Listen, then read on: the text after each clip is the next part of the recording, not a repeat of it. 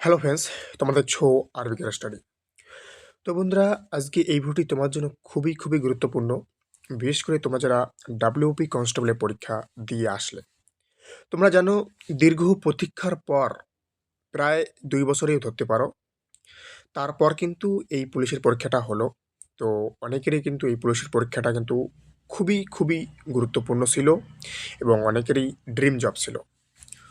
তো সমস্ত কিছু আজকে আমি এই ভিডিওর মাধ্যমে বলতে চলেছি যে তোমাদের কোশ্চেন পেপার কীরকম ছিল, তোমাদের পরীক্ষায় অ্যাটেন্ড কীরকম হয়েছে, তোমাদের কাট আপ কীরকম যেতে পারে। ওকে, অর্থাৎ মাঠে তোমাদের ডাকার জন্য কাট আপ তোমার কত উঠতে পারে বা কতটা নামতে পারে, সমস্ত কিছু ডিসকাশন করব।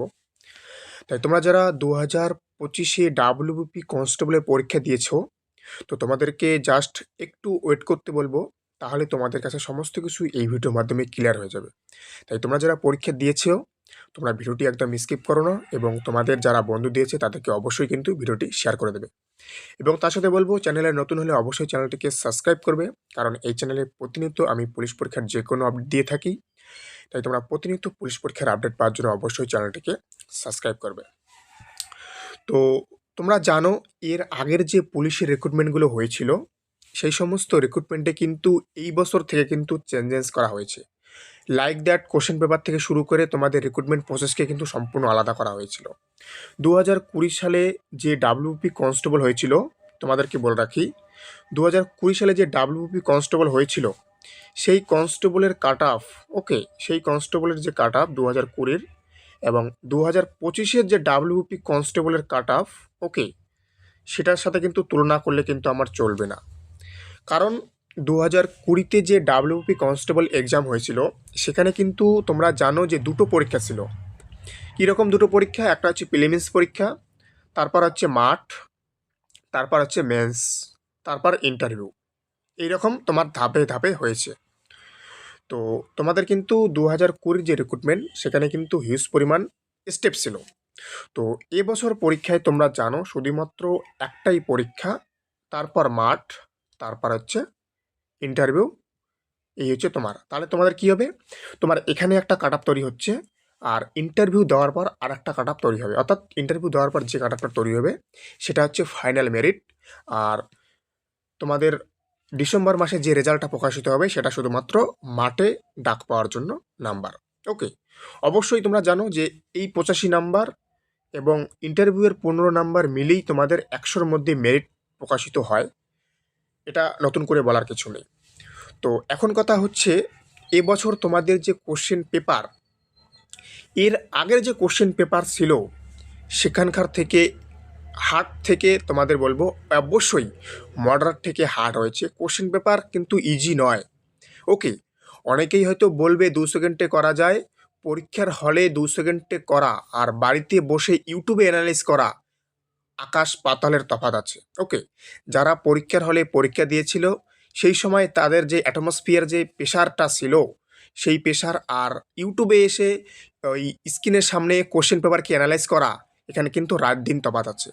তাই যারা পরীক্ষা দিয়েছে তারাই জানে যে কোশ্চেন পেপার 2 সেকেন্ডে ওখানে নামানোটা যে কতটা চাপের। যারা পরীক্ষা দিয়েছিল, যে সমস্ত ক্যান্ডিডেট ডেডিকেটের সাথে পরীক্ষা দিয়েছিল, তারাই জানে ওখানে টাইম কনজিউমের ব্যাপারটা কতটা তাদেরকে ডিমোটিভেট করে দিয়েছিল। ওকে, তো সমস্ত কিছু অ্যানালাইজ করব। তাই বলবো, যারা ইউটিউবে অনেকেই অনেক কিছু বলবে, সেসবে কান দিও না। ওকে, অনেকেই বলবে 2 সেকেন্ডে করা যেত, অনেকেই বলবে 4 সেকেন্ডেও করা যেত। ভাই, পরীক্ষার হলে 4 সেকেন্ডে করা আর বাইরে এসে 1 সেকেন্ডে করার মধ্যে দিন রাত তফাৎ। ওকে, তো সেটা নিয়ে বেশি কিছু বলবো না, যে যা বলে বলতে থাক। আমি তোমাদেরকে পুরো কাট আপটা বলবো না, জাস্ট আমি তোমাদেরকে লাইক দ্যাট একটা কিছু কাট আপ বলে দেবো। আমি পুরো কাট আপটা অবশ্যই তোমাদেরকে আনবো। ওকে, একদম ফুল অ্যানালাইজ করে। এখনও পর্যন্ত আমি ফুল অ্যানালাইজ করতে পারছি না, কারণ এবছর প্রেডিক্ট করা যাচ্ছে না যে তোমাদের কাট আপটা কতটা নামবে বা কতটা উঠতে পারে। সমস্ত কিছুই আমি তোমাদেরকে একদম ইন ডিটেলস দেবো, জাস্ট ভিডিওটা একটু ওয়েট করো। তো তোমাদেরকে বললাম যে কোশ্চেন পেপার কী রকম ছিল। কোশ্চেন পেপার কিন্তু একদম ইজি ছিল না। তোমরা জানো, তোমরা যারা এর আগে পরীক্ষা দিয়েছিল তোমরা জানো। আর কোশ্চেনগুলো কিন্তু সিজিএলের কোশ্চেন থেকে নেওয়া হয়েছে 2023-এর। তোমরা টায়ার 1-এর সিজিএল কোশ্চেন দেখবে, সেখান থেকে কিন্তু ডাইরেক্ট হুবাহু ম্যাথ কিন্তু তোমাদের তুলে দেওয়া হয়েছিল। তোমরা পেপারগুলো অ্যানালাইজ করবে, সেখান থেকে 5 থেকে 6টা থেকে 7টা কোশ্চেন এবং কি রিজনিংও তোমরা 2023-এর যে সিজিএলের টায়ার 1 কোশ্চেন হয়েছিল সেখান থেকে কিন্তু কোশ্চেন তারা হুবাহু তুলেছিল। অর্থাৎ তারা কিন্তু সেন্ট্রাল বোর্ড থেকে কোশ্চেনের প্যাটার্নটা কিন্তু ফলো করেছে। এবছর কিন্তু কোশ্চেন লেভেল বা কোশ্চেনের যে প্যাটার্নটা সেটা কিন্তু পুরোপুরিভাবে কিন্তু চেঞ্জ করে দেওয়া হয়েছে। তো সেই হিসেবে আমি বলবো যে কাট অফ কিন্তু তোমাদের ইনক্রিজ নাও হতে পারে। ওকে, হবে না এমনটাও ব্যাপার নয়, কিন্তু নাও হতে পারে এটাও কিন্তু ব্যাপার আছে।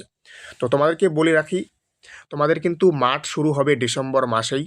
তাই তোমরা, আমি যে কাট অফটা বলবো সেই স্কোরের মধ্যে থাকলে অবশ্যই মানে রান শুরু করবে, এবং তার থেকে 1-2 কম থাকলেও তোমরা রান শুরু করবে। কারণ যখন রেজাল্ট দেবে তার থেকে হায়েস্টলি তুমি 7 থেকে 8 দিন সময় পাবে তুমি রান প্র্যাকটিস করার জন্য।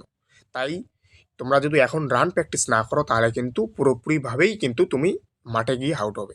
তাই তোমাদেরকে বলবো, যদি কথার কথা যদি তুমি কোয়ালিফাই না হও তাহলে কলকাতা পুলিশের মাঠ আছে, সেখানে তুমি বেনিফিট পাবে। ওকে, কারণ কলকাতা পুলিশের মাঠ তোমার এই ডাব্লিউপি মাঠ শেষ হওয়ার শাসা শুরু হবে। যেরকম কেপিএসআইয়ের মাঠ শেষ হওয়ার পর ডাব্লিউপি এসআইয়ের মাঠ হয়েছে, সেই রকমই তোমাদের ডাব্লিউপি কনস্টেবলের মাঠ শেষ হওয়ার সাথেই তোমাদের কিন্তু কেপি কনস্টেবলের মাঠ হয়ে যাবে। ওকে, তাই তোমরা এখন থেকে মাঠ কমপ্লিট মানে প্র্যাকটিস করো, তাহলে তোমাদের কিন্তু কেপি কনস্টেবলও কিন্তু কাজে লেগে যাবে।